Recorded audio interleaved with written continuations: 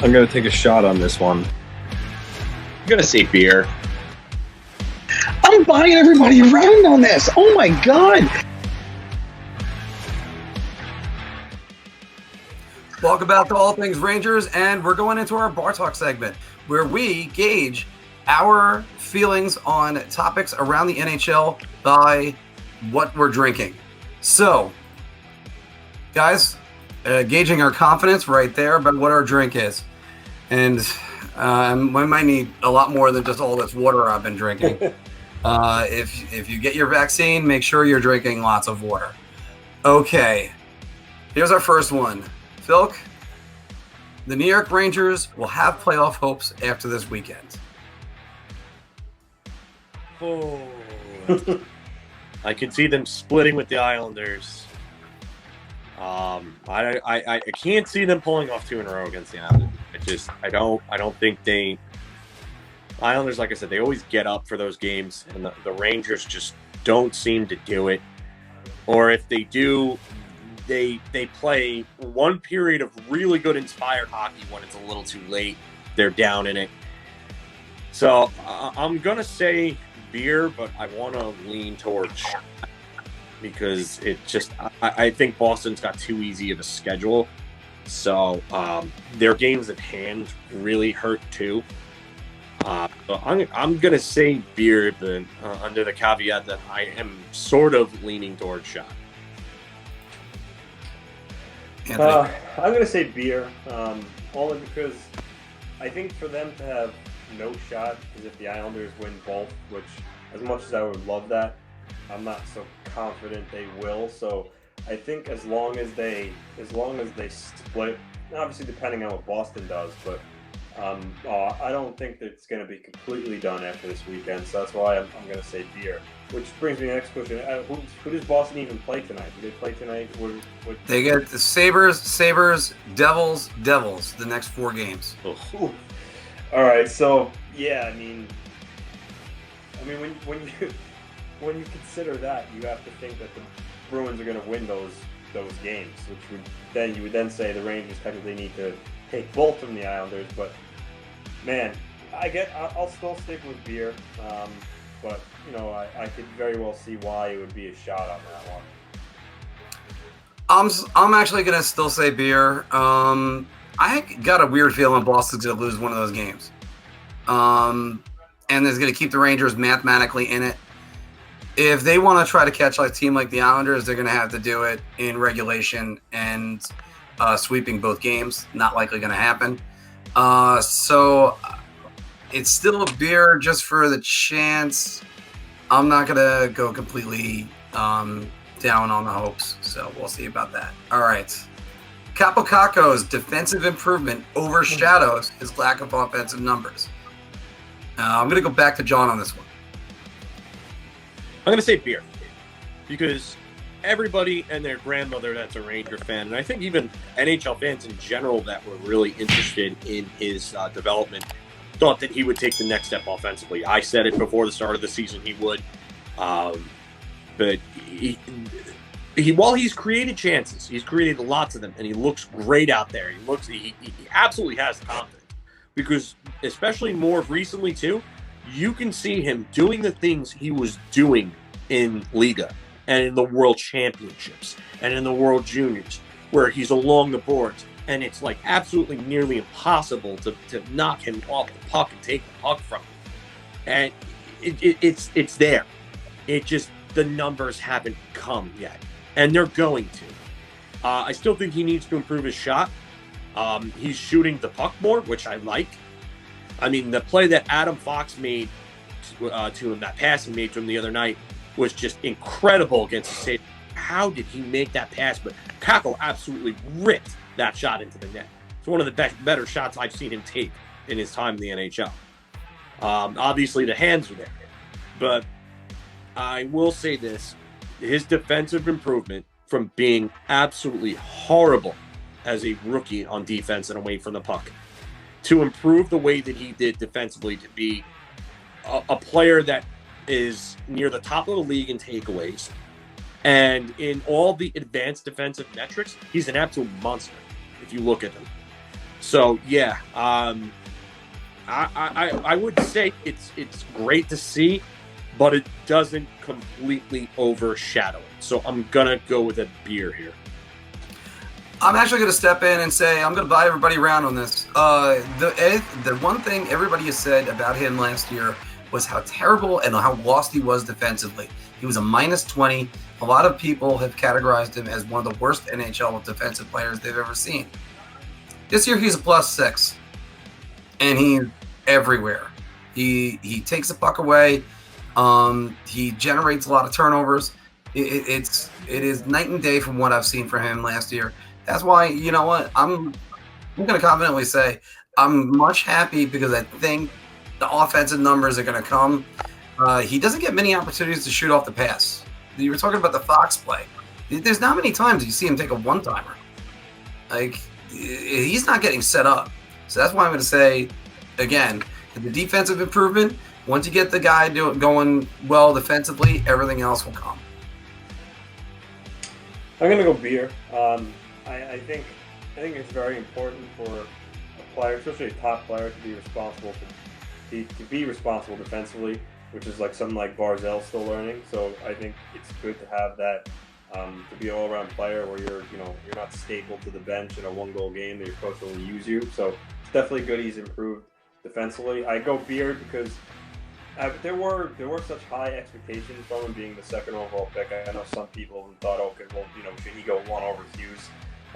So in that regard, his numbers are underwhelming. I think they will come, but I think for most people, they expected him to be a little better offensively, which you got to be patient with young guys. It is, people have different learning curves where they kind of bust out. Some days take longer than others. Different players, but Joe Thornton took a while to become who he was and start producing at the NHL level.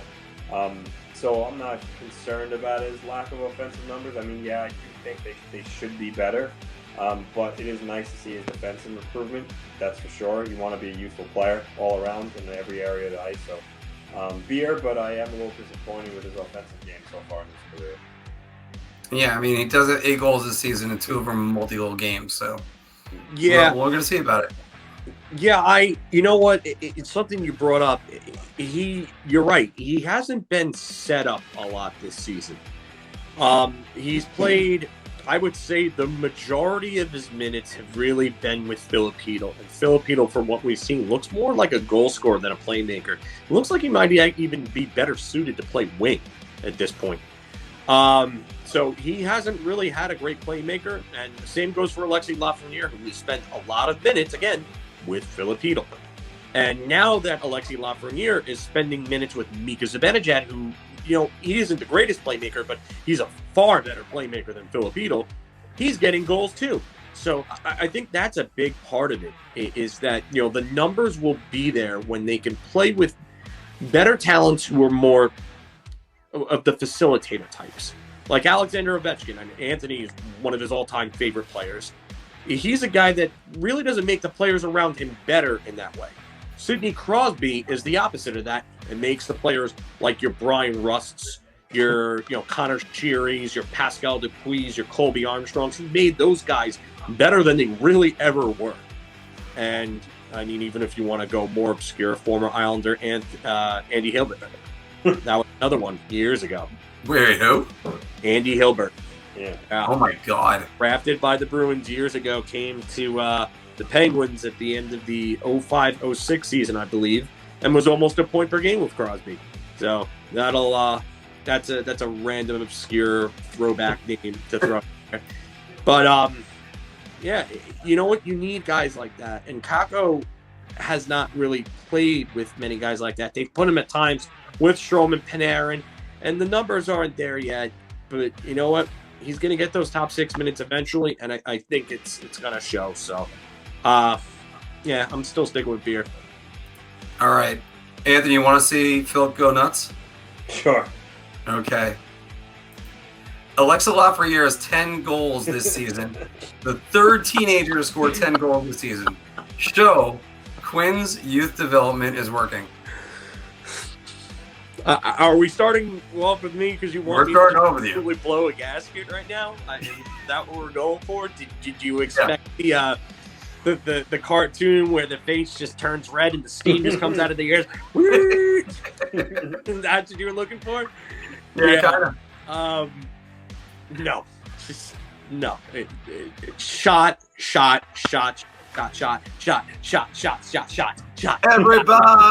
Everybody. Yeah. No, we are not going anything other than shot in this one because there's a few reasons why Alexis Lafreniere is he only has 10 goals and 18 points to show for his name. One, Quinn hasn't really given him the time on this.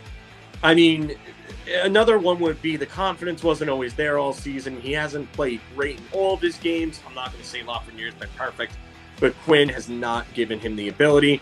As I mentioned before, he's spent a lot of time with Philip, who's not really a facilitator. Alexis Lafreniere tried to be the facilitator on that line, and they're young. They're learning to gel together. And you know what? Maybe that could eventually be a line for all we know.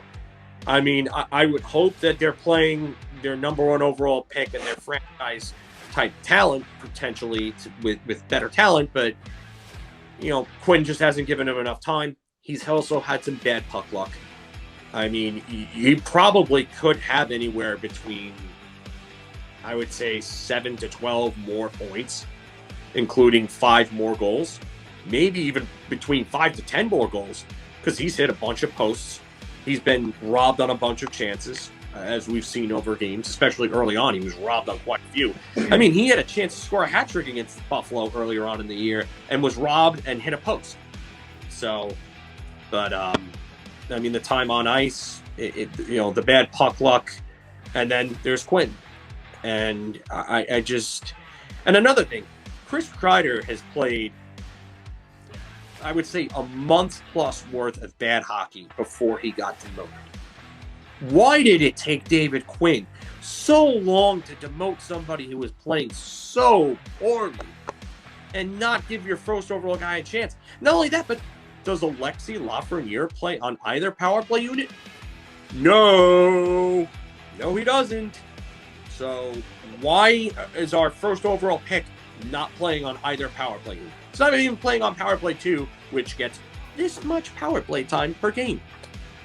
So I don't know what they're doing there, but shot. Anthony and I had to go for 2 water breaks during that. All right, Anthony, jump on in. Yeah, definitely shot.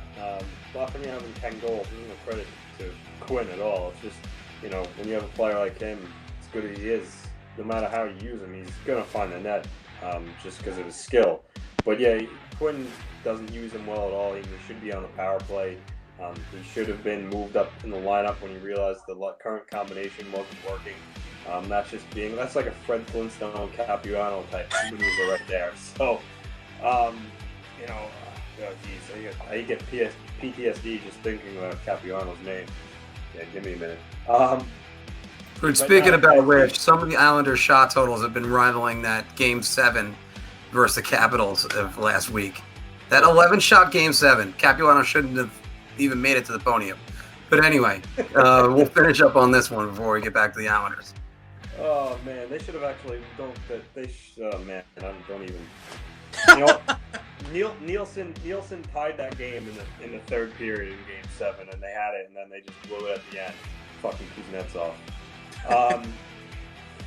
But no, listen, I think Lafreniere could have been much better if he utilized differently. But I mean, this is one of the easier ones we've done on this. It's definitely a shot. It's a shot for me too. I want to try to say beer. I really do.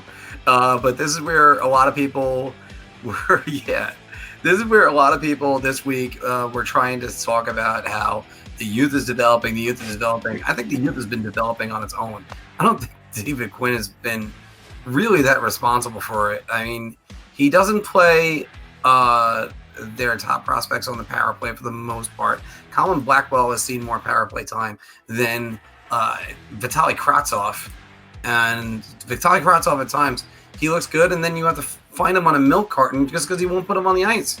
So it's look, I'm on the idea of bringing the guys along slowly, but does that mean you never play them? It's their time on ice is still like maybe 14 minutes a game. That's not good. Now, granted, sometimes with some of those moments, just be a player, walk up to the coach, go, I'll penalty kill. There you go. Maybe that will get you more time. But it's because I think the second power play unit you were saying, Phil, I believe that's usually Blackwell, Buchnevich, and Kakko. Yeah, with or Chytil and Miller, which also really hasn't been a good point unit. But Zach Jones has gotten onto that second unit, which is yes. Because if he didn't put Zach Jones on that unit, I would wonder if he actually is like not brain dead. Because I mean, you bring up a guy that's a noted offensive defenseman, good puck mover, and he's actually looked pretty good. You know what? He hasn't been too noticeable, but sometimes as a defenseman, and having played defense for as long as I have, Anthony knows that. But as long as I play defense, there are times where sometimes you're better off when you're not noticed playing defense. Yep. And Zach Jones hasn't been noticed, but he's still been good. So moving on to the next one. Look, it's difficult to acknowledge a problem, but sometimes you have to stand up and say, my name is the New York Islanders, and I can't score. So is it time we acknowledge that the Islanders have an offensive problem? Mr. LaRocco. Yeah, I just by looking at the numbers lately, I think you got to say, by 5-1 around, they're not scoring goals. It's just one of those things where, it's tough. It's not that they're not being like offensively creative enough. It's just they're not getting the right looks, and the puck's not finding the back of the net. And I think a lot of times what Barry Trotz says is true. Like when you worry about the other details of your game first, your chances will come. The Islanders are at their best when they're playing like a well-oiled machine within their system, and they cause the other team to turn over the puck. They go back the other way on a rush, or they start cycling the puck in the offensive zone, get the goalie moving. That's when they're scoring their goals. And I feel like part of their offensive, like I said in the last segment, they have been good defensively, but they haven't been great in transition. And I think that's leading to a lot of their offensive problems. Like they just look disjointed, gaining zone entries and, like too clogged up in the neutral zone. I think that's a huge part of their offensive problem.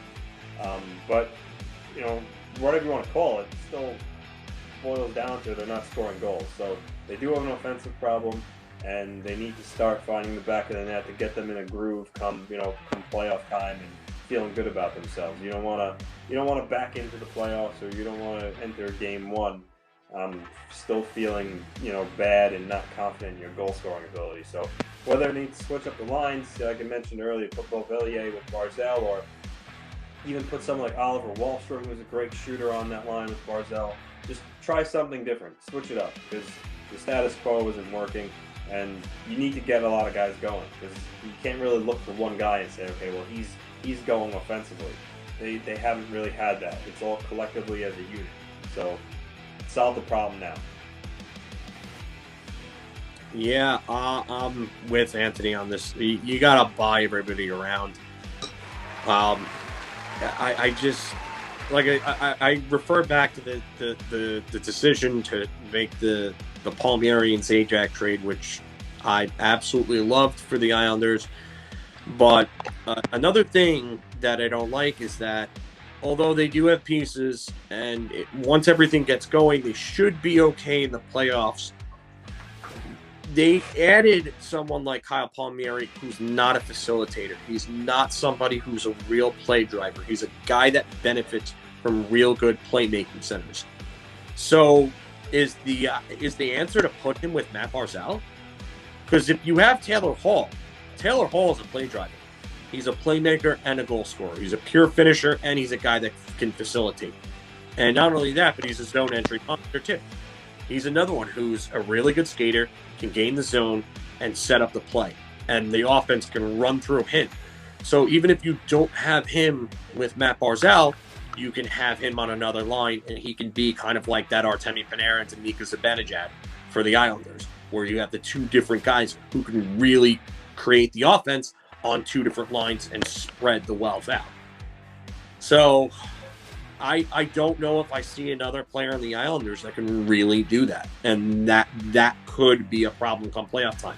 Because Anthony, like you said, this team is playing at their best when they're able to forecheck and cycle, and when they're really creating turnovers.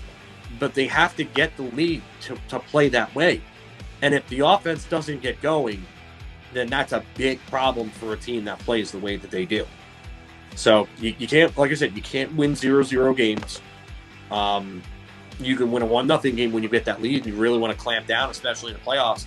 But if they don't figure it out sooner than later, where is it coming from? Because you've seen it in the playoffs in the last few years, Anthony. Everybody is going to start keying in on Matt Barzal because they know that's their linchpin. And you wanted a second piece that was going to be able to facilitate, be able to play drive. And I just don't see where that is in their lineup right now. Unfortunately, I wanted to say Beer on this, but unfortunately it's by everybody around. The good thing we can always point out is the J.G. Pageau trade last year, how they had some trouble early on fitting him in, and then they had their training camp and they were able to ride him to the playoffs. Again, we love the Kyle Palmieri trade. You can't say enough for that one. We all thought it was the right thing. I certainly did. I know that. And I think they're going to be fine. It's just they got to figure out who goes with what. And I think one thing you got to do is play Oliver Wahlstrom. That's for one thing, because he was at least one of your better offensive players with a real good shot. He's the best shooter on the team. Yeah, I would say so too. Maybe move him up with Barzal and see where you could go from there. They really miss Anders Lee.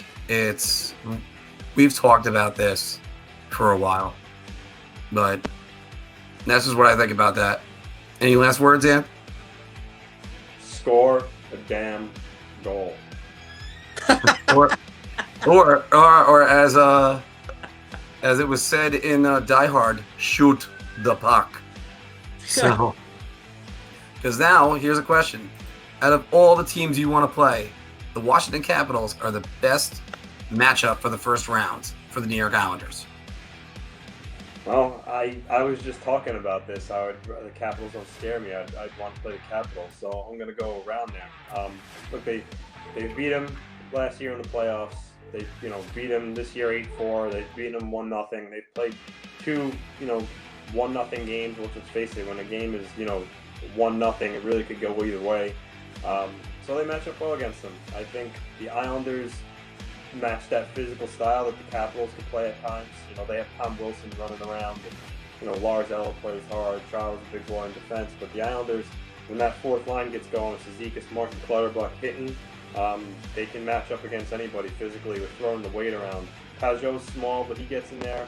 I'm sure I saw the GIF on Twitter. Like Pageau was sitting there going against Chara and Wilson like in a scrum after the play. It was him against those two guys, and he was there himself, not backing down, just giving it right back to him. So they have those gritty players that can play that style along with Washington, and I think they're a faster team than Washington. Washington, the loss of Rana hurts them a little bit. Ovechkin's not the fastest guy anymore. Backstrom's not really fast. Kuznetsov is fast for sure. Mantha can move for a big guy, but I think overall the Islanders are faster. I like their defense as a unit itself as a whole. And then the goaltending, the Islanders' goaltending has been great all year. So when you look at the other teams, Boston, yeah, they beat them 5 out of 7 times. Boston, they're still the Bruins. They have that perfection line. Hall made them a better team. Rask is back, and they're a playoff veteran team. So playoffs are a different story. And then Pittsburgh is another team that didn't necessarily scare me, but they do have the top end talent. Crosby, Malkin, Pelech and Pullock shut them down. In 18-19, but they just I think they're more of a more dangerous team in my opinion than Washington. Their defense isn't as good, And their goaltending, Gary and DeSmith, I'm not really sold on them. So in that aspect, I think the Islanders goaltending 7 days a week. But as a whole, I would just feel more comfortable playing Washington in the first round of the playoffs. John, can I just step in right here on one thing? Yeah, because I want to make sure I say this before you do.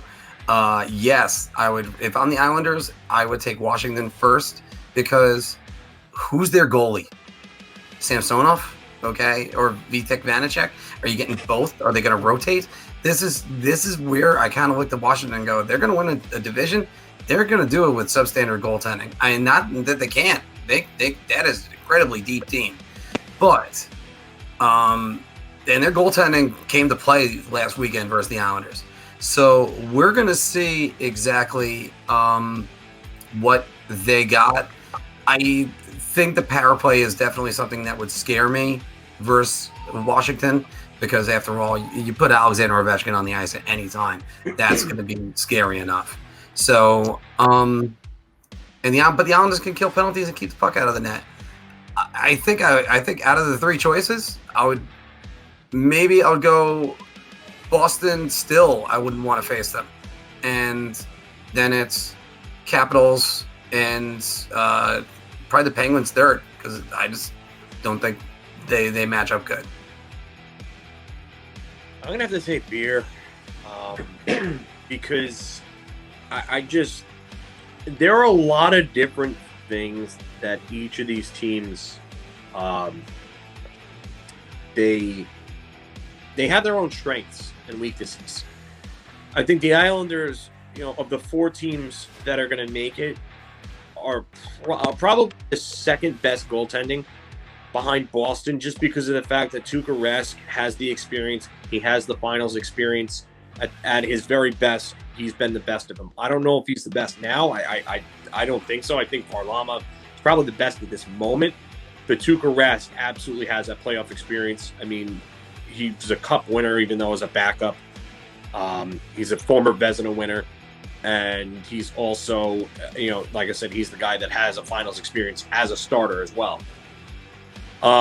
Boston, they solidified themselves with the Taylor Hall trade. I think Curtis Lazar, like I said before, has actually been a real good addition for them on that fourth line. Someone who they've lacked since Noel Acciari left for Florida. So I think they've fortified themselves out. I think their defense isn't nearly as great. I mean, they have some good guys, and obviously McAvoy, Carlo, Grzelcyk. I mean, Lazon has actually played pretty well for them. Clifton's played very well for them. So they're a younger defense, mobile, quick, physical. I mean, they're a good team up and down. Washington is probably the deepest team outside of the net. And they're a big, heavy, physical team. Like I said, a couple of years back, Washington got was last year, since Washington got outskated by the Islanders. They absolutely skated circles around them. And I didn't like getting rid of Jacob Vrana, who was their fastest skater. And even though Vrana is kind of like an up and down type of player, he looks really good at times defensively, and other times he looks like meh. I didn't like getting rid of him for Mantha, but Mantha is playing well for them. So, I mean, they gave up a ton, and I don't know if it's going to work out necessarily, but it looks good right now. Again, in net, Samsonov or Vanacek. I mean, I think I'd rather go with Vanacek because I've seen better from Vanacek than I have from Samsonov. Weak in net, and if you want to go weaker in net, there's Pittsburgh. And as Anthony pointed out, they beat up Pittsburgh a couple of years back, and they absolutely skated circles around them. But gone are guys like Nick Bjugstad, who we thought would help add some scoring to Pittsburgh, but he just looked out of place. He looked slow. He didn't fit in on any of their lines. And now the Pittsburgh Penguins are a faster team. Their defense is actually playing better than anyone is willing to give credit for, but their goaltending is a major question mark and is easily the worst of the four teams. So I don't know if there's a clear-cut best matchup for the Islanders. And I'm not saying that from an Islanders perspective, like saying that their team is bad. I'm saying that each of these teams has their own strengths and weaknesses that the Islanders could absolutely exploit. So I'm going to go beer. I don't think I gave my answer. It was by everybody around. I would say that's their best matchup. It could be their worst too. So it's good luck trying to handicap the East Division. And it's also fair to ask this question. The Kyle Palmieri trade disrupted the Islanders' chemistry. Gotta go back to you, Anthony. I'm gonna go beer only because we referenced it before. When they made the Pajot trade last year, they didn't win a game until the final. So it was a similar thing. So I don't think it's Palmieri himself. For whatever reason, just the last 2 years, the Islanders haven't been able to become a cohesive unit after making a trade. They've struggled each time. Yeah, it did disrupt their chemistry a little, but again, I don't think that Palmieri was the sole reason for that. I think if you did look at before the trade, they were playing better as far as getting wins. But I just think right now it just comes down to them in general not being able to score goals, because it's not like they've been a tire fire defensively since he got there, or their goaltending's been bad. So their core values and system is still in place. It's just being able to find the net. And I don't think that points to Palmieri, because if anything, he should make that better. I just think it's a coincidence that they just happen to be going through a dry spell right now. I mean, every team pretty much happens to it during the course of the season. Fortunately for the Islanders, it's at this time of year. But I think Palmieri's he's a good, from all accounts, he's a good guy. He assimilates well into locker rooms. So it's like him or Zajac causing ruckuses. So yeah, I'm gonna go beer. I'm confident that he'll eventually get out of this funk, and maybe Palmieri will even start scoring. But I'm gonna go beer. I'm gonna go shot. I don't think he's the reason. I think, like I said, I hate to criticize Barry Trotz, but I think Barry Trotz himself just not shuffling the lines and figuring something out is the reason. And listen, I get it. David Quinn, we all complain about him changing lines like he changes underwear. And you got to give them chances to gel and everything like that. I've said that about the kids. But Barry Trotz has taken way too long to change up the lines. Something's got to give. I think Barry Trotz, and I'm not saying it's solely Barry Trotz, because slumps happen, and this is just a poorly timed slump. It's just an unfortunate situation for the Islanders, getting in a guy who you thought was going to help. And you know what? A lot of times also, players take time to adjust to systems. And especially when you're coming in and you're playing a system as detailed as Barry Trotz's, you're buying in, especially in New Jersey, where probably didn't have nearly as much responsibility. Not that Kyle Palmieri was a bad defensive player. He's nowhere near a Selke caliber. So he's not playing in a shutdown role or anything like that. He's just playing a hard game where he skates hard to the net. He scores, goals in like the garbage areas. He has a good shot. But you know what? It's not Palmieri. I can tell you that right now. It's not that trade. It's a whole bunch of underlying factors that have come in, and I'm saying shot. I'm going to go shot too. The reason why I'm going to do that is because as I said before, I think it's missing Anders Lee. You miss Anders Lee, and taking him out of the lineup, he is the team captain. He's the net front presence. I think he's one of the best in the league, top 5 at least, of just disruptive guys in front of the net. So, John, what was it? Top 3.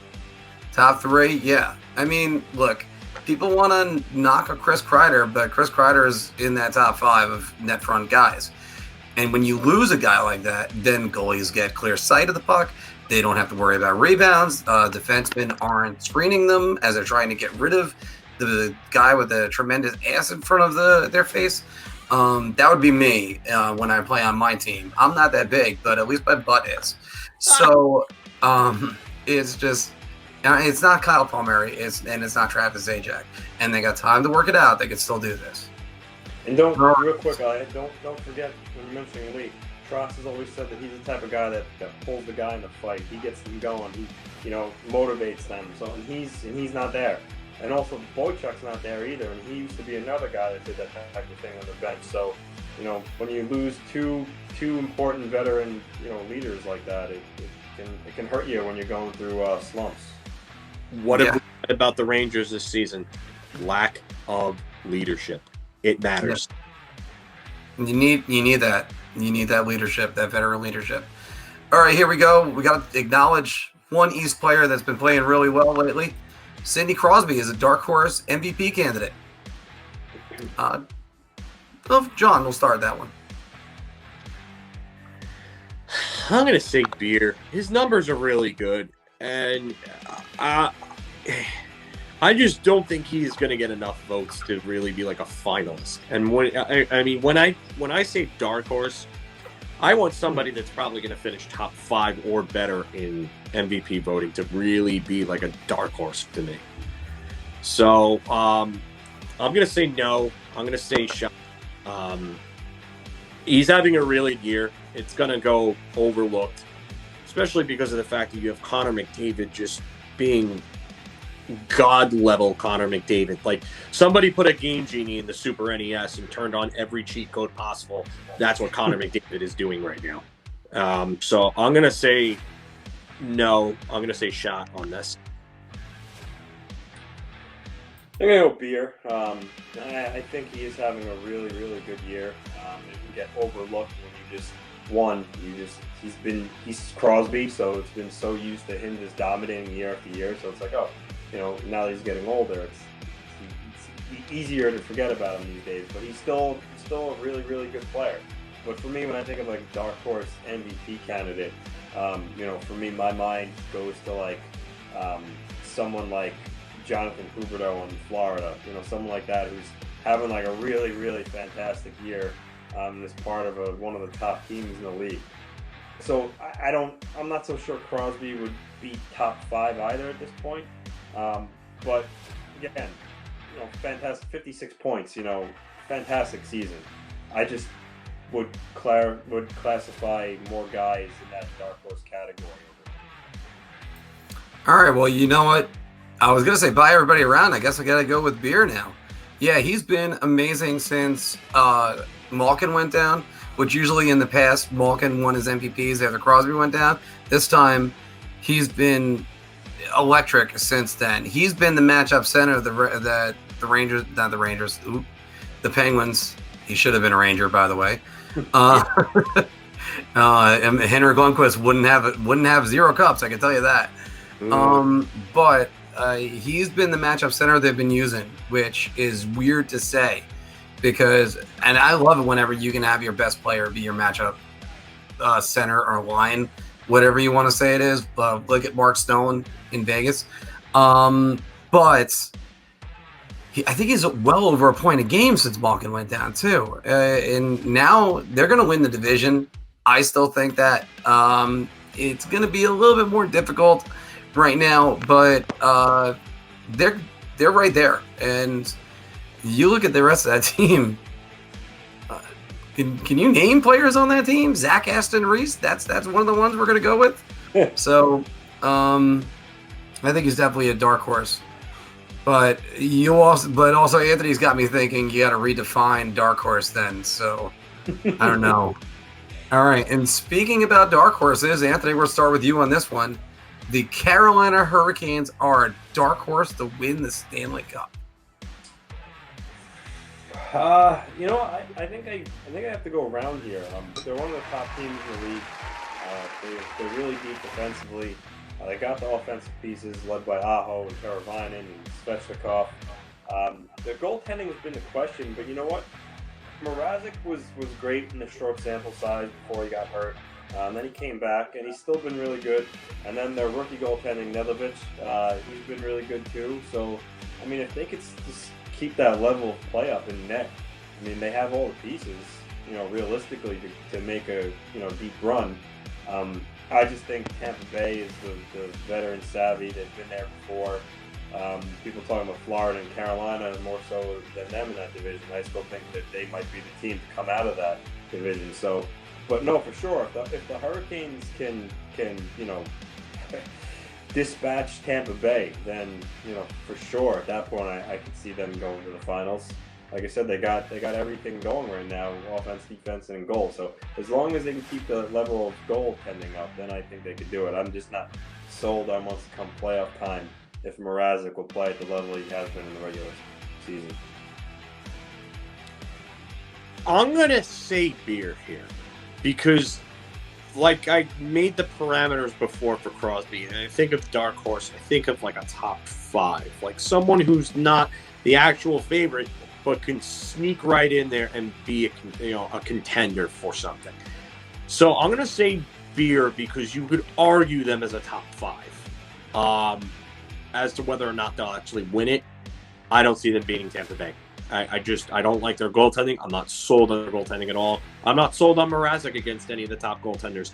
I'm not sold on Mrazek against Varlarmov. I mean, I think the Islanders have better goaltending than they do. You know what? I'll go out there and say this right now. Call it a hot take if you want. I'll take both Varlarmov and Sorokin over Mrazek. Yeah, I said it. I'll take the both of them over Mrazek. I'm not a big Mrazek fan. I never really have been. He played good for Carolina, but he just isn't the guy that's going to win you a cup. But to stay within the realm of the question itself and not going off a complete tangent like I usually do, I'm going to say beer here. Because, yeah, Mark's laughing because he knows I'm right when I say that about myself. But, yeah, I'm going to say beer because you think of it. Tampa Bay, Vegas, Colorado. I would say maybe Toronto. And then you would have maybe Carolina right there. Could you argue another team over them? Could you argue the Islanders over them? Maybe. You could argue the Capitals over them? Maybe. Yeah. But they're right in that mix. They're right in the... Florida, maybe. That would be another dark horse. I'm sorry, Mark? Florida maybe would be another dark horse. Listen, Florida has played great hockey since Sam Bennett got there. And Sam Bennett is having one of those little runs like he had in the playoffs a few years back.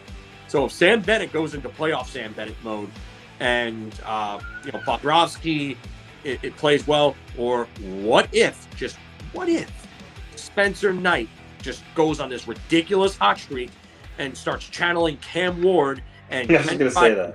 And all of a sudden just gets really hot in the playoffs as a rookie. I mean, I don't know. Spencer Knight's looked really good so far. So,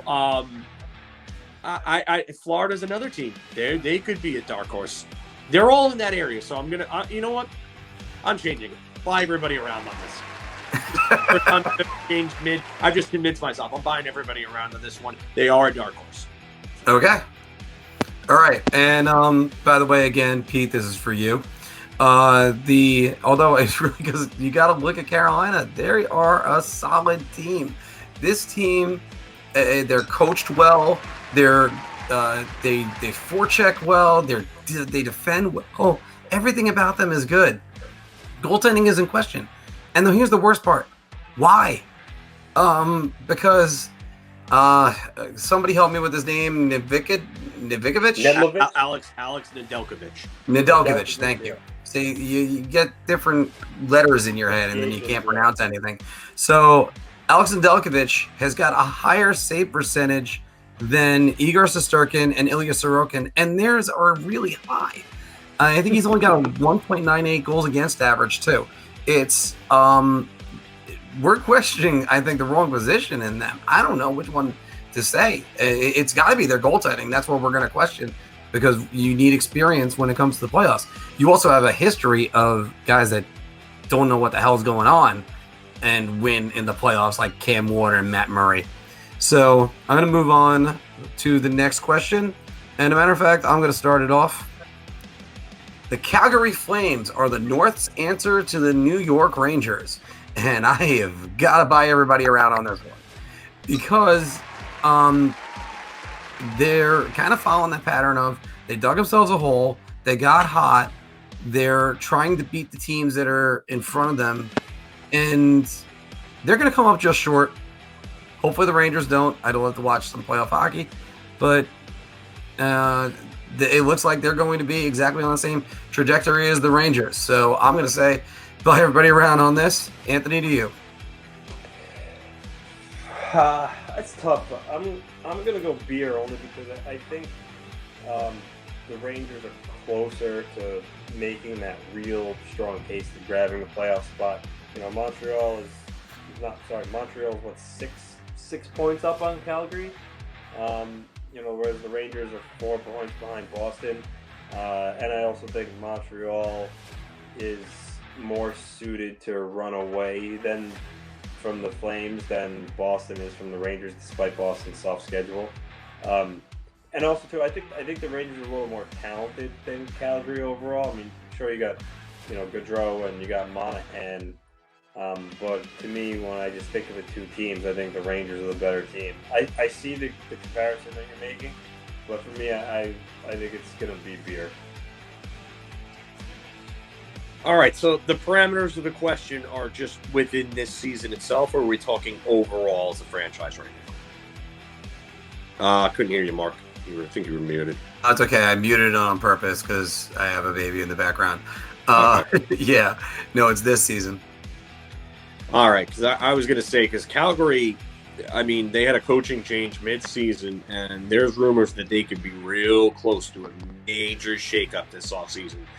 So, I mean, if you're talking within the season itself and just those factors, I'm going to have to say beer just because I don't see Calgary doing it. They're playing well right now. They're too inconsistent of a team. I don't see the Rangers doing it either just because of their the schedule that they have, and then Boston's super soft schedule, and the fact that the Rangers have to play the Islanders twice, and those are 2 4-point games, and I don't see them coming away with more than 2 points out of them. So I'm going to say beer because there definitely are a lot of similarities. I just think that the Calgary Flames are an older, more veteran-laden team than the Rangers, and the Rangers are inconsistent because they're young. So I think there's also culture problems within their locker room. And Darryl Sutter has actually hinted at that several times since he's gotten back to being the Calgary Flames head coach. I never would have seen. So, I mean, Quinn might be a little bit of a galaxy brain, but at least he hasn't called out his players publicly for a culture problem in the locker room multiple times. So, I guess I got to get David Quinn there. All right. And our last on this segment, the St. Louis or Arizona team, whichever one is the 4th seed in the West, will win 1.5 games versus the West top seed. Phil, going to you. St. Louis could. St. Louis absolutely could. I'm going to say beer here just because I don't think Arizona could. I like Kemper in net. I like Ranta in net. I just don't like Arizona as a team. I think they're going to give... I don't think they would win a game, but I think the games that they would play would be very close. I think St. Louis is a team that could actually make a series real competitive because they still have all the pieces from their 2019 Stanley Cup winning team. And I've always said that if they get hot at the right time and Jordan Binnington starts playing like 2019 Jordan Binnington, you never know. So I'm gonna say beer here just because Arizona I don't think is really a team that can do it. I'm gonna go beer, and pretty much the same exact reason John said. I think St. Louis can. They have that same pedigree from when they won the Cup in 2019. So I could definitely see them stealing a game or even 2 games from Vegas. Or who knows, or maybe even bringing Vegas to 7, just because, like I said, they do have essentially that same team. They know how to win in the playoffs. They know what it takes. Arizona, not really the case with them. Their goaltending isn't bad, like John referenced. Kemper's a pretty good goalie, but overall, I think their team just doesn't have nowhere near the depth that Vegas does. So, confident St. Louis can, not so confident Arizona can. Well, for starters, clearly, John, there is a proud supporter of the Second Amendment right here because they might take away all the guns, but they're never going to take away Anthony's guns that he's showing. Yeah! All right. You'll never get these guns. Back to the story. No, I don't think either one of those teams are going to do it. I know, so it's a shot for me. Arizona they can take one game with their style. They did it versus Colorado. They get Colorado, they're gone. It's that quickly. I mean, I think it was 8-1 was the drubbing that they took in Game 5 last year. I'm not a fan of St. Louis this year. They're a -10 goal differential. They don't exactly play with fire. I think I don't want to use the term the Stanley Cup run was a fluke, but I don't really see it. I just don't. Well, Pietrangelo isn't there anymore, and the other question is Colton Parayko going to be back for the playoffs? There you go. And Krug is not Pietrangelo. Vince Dunn is Like, I mean, that's why when Ranger fans talk about, oh, we're going to go get our Ranger columnists. I actually had to think about that. Columnists.